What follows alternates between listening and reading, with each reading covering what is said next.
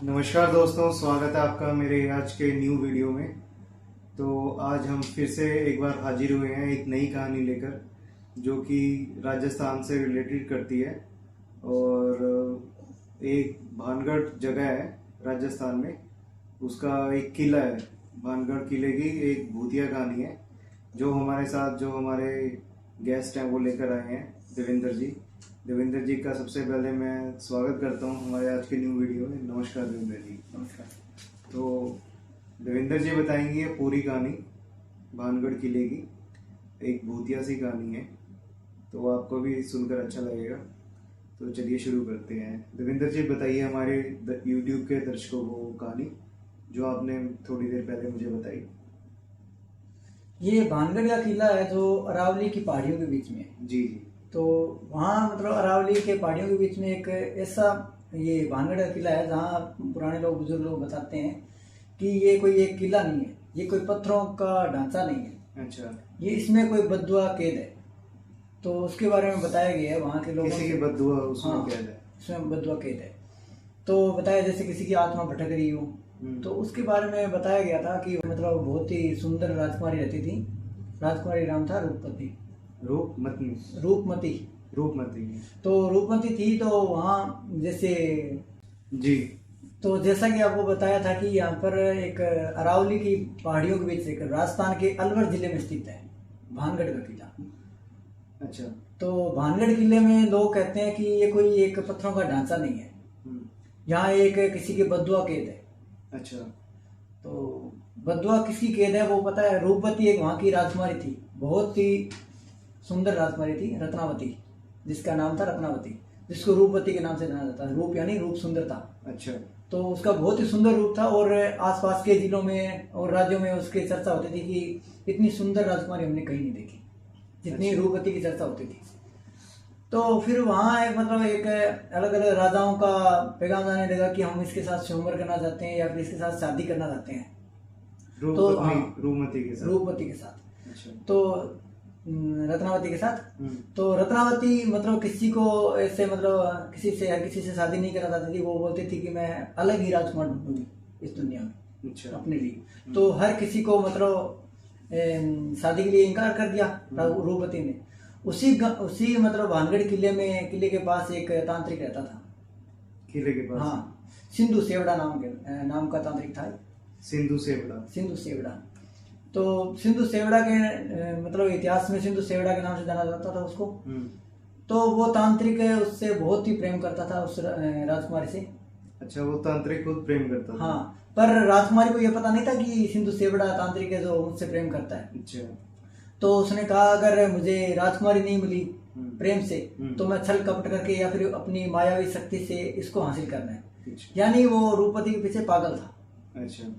तो उसके बाद धीरे धीरे उसने एक प्लान बनाया। उसने सिंधु सेवड़ा जो तांत्रिक था, तो तांत्रिक ने अपनी मायावी शक्तियों से एक बार जो इत्र नहीं होता, इत्र के परफ्यूम टाइप, तो इत्र में कुछ अपने जादू टोने उसने करके जैसे कि वो इत्र लगाएगी अपने ऊपर तो मेरे पीछे पीछे चली आएगी। अच्छा।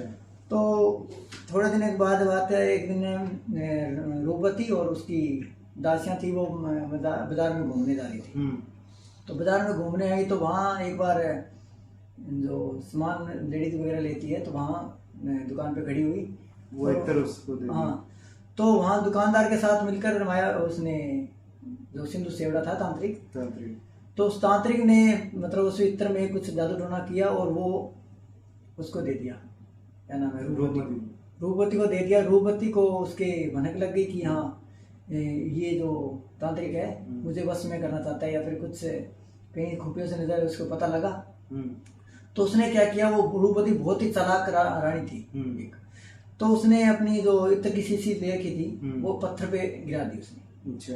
तो पत्थर पे गिरने के बाद जो इत्र बाहर निकला शीशी से तो वो पत्थर पे गिर गया।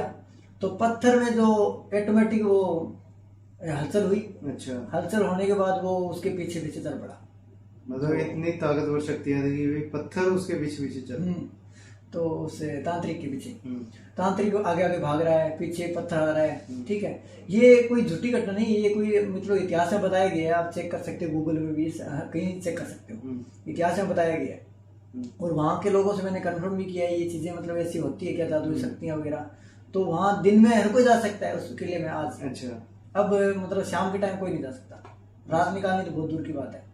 अच्छा। दिन में घूमो कोई दिक्कत नहीं है, पर शाम होते ही अंधेरा। क्यों, ऐसा क्यों? लेकिन क्योंकि वहाँ बद्दुआएं कैद है, क्योंकि जहाँ राजकुमारी मरी थी उसकी और जो ये तांत्रिक था सिंधु सेवड़ा, इसने श्राप दे दिया था इस किले को। अच्छा। तो नहीं, वो जो पत्थर उनके तांत्रिक के पीछे चल पड़ा फिर? तो तांत्रिक के पीछे चला, तांत्रिक आगे भाग रहा है, भागने के बाद उसका सांस फूलने लगी। सांस फूलने तो वो गिर गया, मतलब तांत्रिक गिर गया, तो पीछे से पत्थर आके उसके ऊपर पड़ा। अच्छा। तो फिर लास्ट जो चंद सांसें बची थी उसमें उसने श्राप दिया था कि ये भानगढ़ का किला है जो मतलब खंडर बन जाएगा। अच्छा।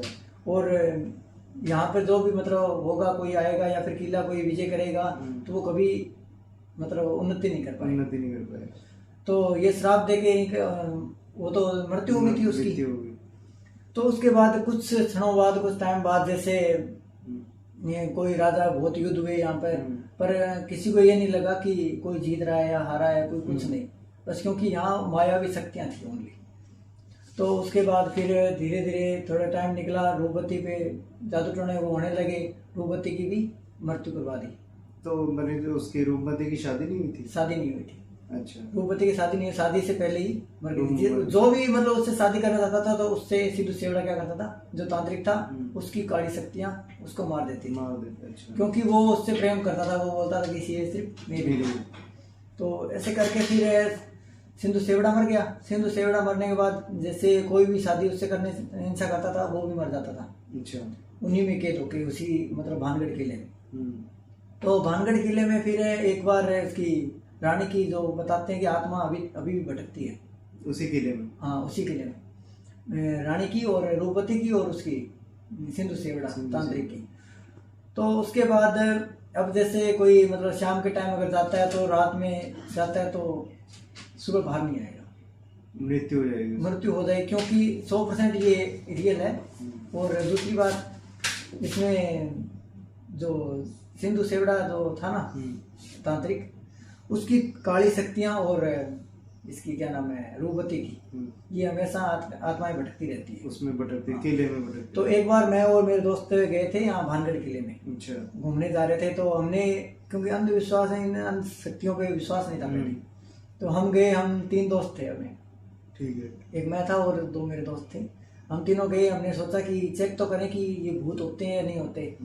तो हमने क्या किया, अपने मोबाइल की मतलब टॉर्च ऑन कर ली, और जब हम गए थे तो 73% मेरा फोन चार्ज था, मुझे याद है अच्छे से। और जैसे हम अंदर गए, अंदर जाने के बाद अलग ही मतलब हवाएं चल रही है, ठंडी हवा, जैसे किसी ने कान के पास बर्फ रखी हो। अच्छा। फिर हम अंदर गए, फिर वहां से थोड़ा ये महसूस हुआ कि यहाँ कुछ ना कुछ तो है। और अगले कुछ सेकंडों में, जैसे 15-20 सेकंडों में मेरे फोन 73 से 12% आ गया। 73 से? हाँ, कहते हैं ना नेगेटिव एनर्जी मतलब चार्जिंग इलेक्ट्रॉनिक उससे खींच लेती है। तो ऐसा हुआ। फिर हम तीनों बाहर आए, तो हम तीनों में से सिर्फ 2 का ही सामान मिला था पूरा, एक का हमारा सामान नहीं मिला पूरा। किसी का कोई मोबाइल या चार्जर ऐसे कुछ रह गया था, कुछ मतलब मिल ही नहीं रहा था बैग में से कुछ गायब होने लगी चीजें। और अभी भी बताया जा रहा है कि ये शाम के टाइम ये किला बंद रहता है। हाँ। कोई इसकी रखवाली भी करता हूँ? हाँ, रखवाली करते हैं। और वहाँ के लोग बताते हैं कि अभी भी रूपवती और इसकी तांत्रिक की आत्माएं भटकती है। तो ये थी आज आपकी। हाँ, ये कोई श्राप दिया हुआ था उसने, तो उसका श्रापित किला कहते हैं। तो दोस्तों, ये थी हमारी आज की कहानी भानगढ़ किले की, जिसमें अभी भी आत्माएं भटकती रहती हैं। कई लोग वैसे इसका मतलब जानने की कोशिश करेंगे या वहाँ पे जाने की कोशिश करेंगे, तो मैं तो यही कहूँगा कि भाई बिल्कुल मत जाइएगा। और ये कहानी देवेंद्र जी द्वारा हमें बताई गई, तो हमने सोचा आपके साथ शेयर करें। और ये कहते हैं कि असली कहानी है, और गूगल पे भी आप सर्च कर सकते हैं इस बारे में। तो यही था हमारा आज का एपिसोड। अगली बार मिलते हैं एक नई कहानी के साथ, तब तक के लिए नमस्कार।